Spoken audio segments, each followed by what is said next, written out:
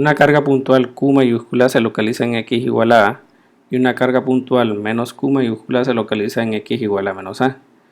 Y una carga positiva Q minúscula se localiza en cualquier lugar sobre el eje Y. Encuentre una expresión para la componente X de la fuerza neta sobre Q. Entonces tenemos lo que es el plano de coordenadas. Nos dicen que se encuentra una partícula en X igual a menos A y otra en X igual a A. Que coloquemos una partícula, en este caso menos Q quedaría en menos A y Q mayúscula quedaría en A y Q minúscula quedaría, dice, en cualquier punto sobre el eje Y. Ahora, ¿qué fuerzas se aplican sobre esta partícula? Es Q en particular ahorita. Ahora, tenemos que para Q hay una fuerza de atracción, vamos a llamar fuerza 1, y para Q mayúscula positivo hay una fuerza de repulsión. Entonces tendríamos fuerza de atracción y para con Q sería una fuerza de repulsión. Entonces necesitamos definir cierta información como la que aparece a continuación.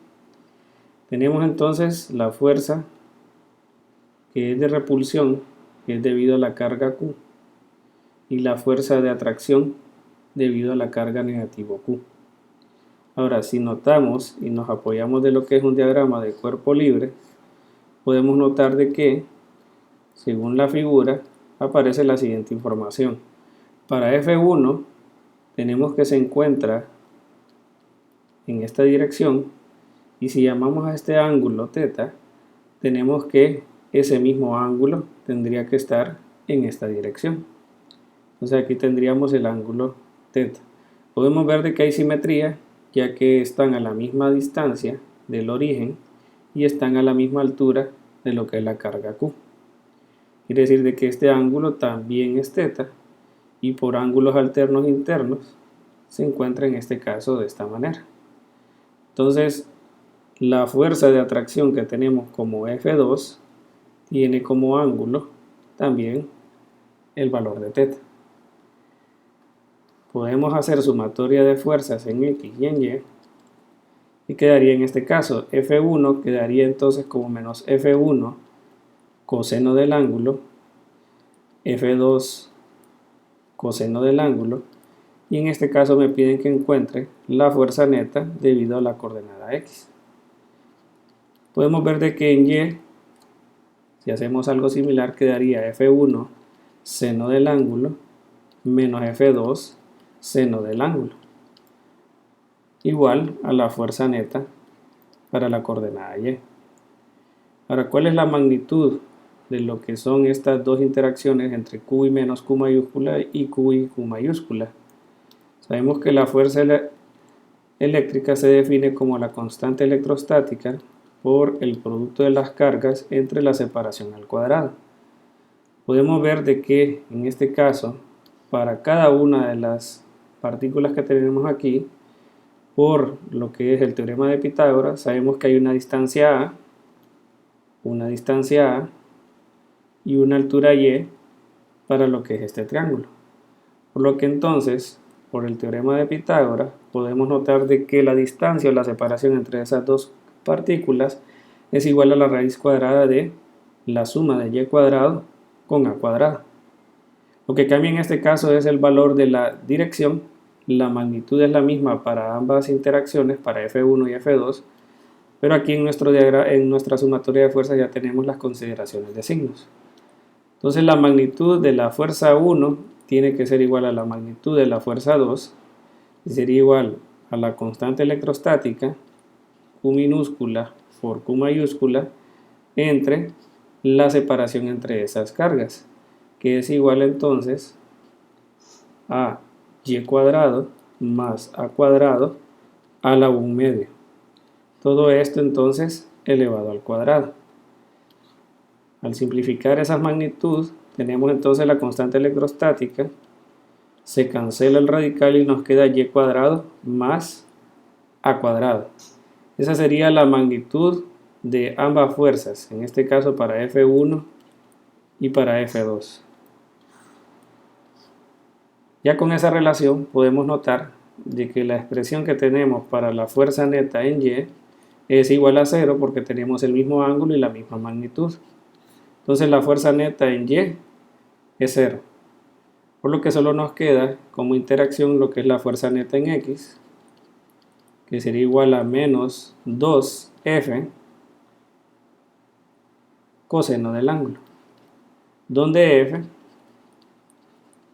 estábamos hablando que era igual a la constante electrostática Q minúscula, Q mayúscula, por Y cuadrado sobre Y cuadrado más A cuadrado.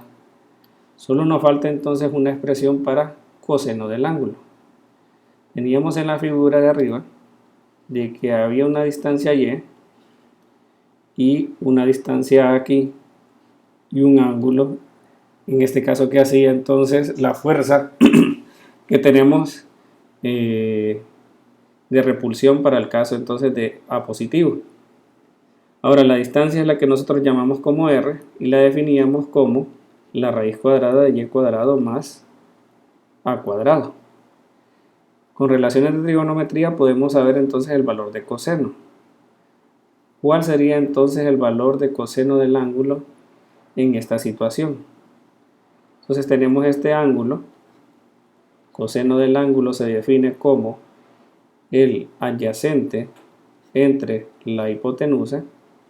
Y en este caso tendríamos A sobre la raíz cuadrada de Y cuadrado más A cuadrado. Tenemos la expresión para la fuerza neta en X. Tenemos entonces que el valor de la fuerza neta en X es igual a menos 2F, que es igual a KE por Q minúscula, Q mayúscula entre Y cuadrado más A cuadrado, multiplicado por coseno del ángulo. Donde coseno del ángulo tenemos que nos dio una relación como A sobre